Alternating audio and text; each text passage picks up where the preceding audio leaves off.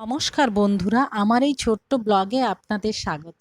কলকাতার সব বাজারে সব সময় এটা পাওয়া যায় না জানেন, কিন্তু আজকে আমি রান্না করব আপনাদের জন্য কচুরলতি।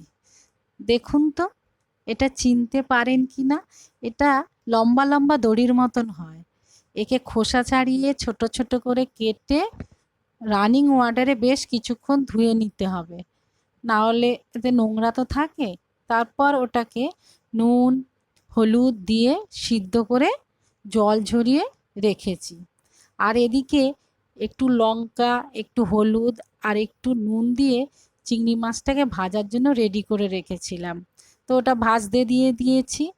তারপর একটু লাল লাল করে ভাজা হলে দেখবেন উপযুক্ত হয়ে গেছে তরকারিতে দেওয়ার জন্য।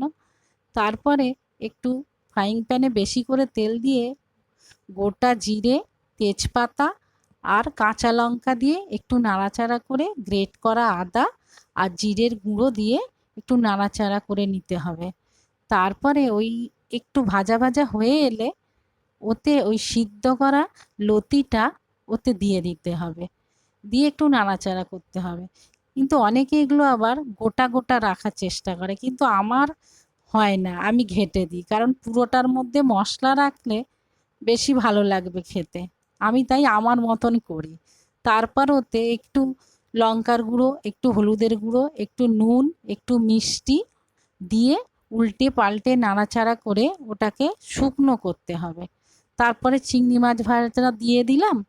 তারপরে আবারও তাকে উল্টে পাল্টে শুকনো শুকনো করে, একটু সময় লাগে জানেন এটা রান্না করতে, তবেই একটু খেতে বেশ ভালো লাগে।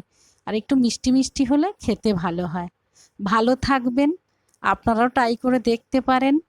আবার দেখা হবে পরের ব্লগে। আশা করি আপনাদের ভালো লাগবে। ভালো থাকবেন।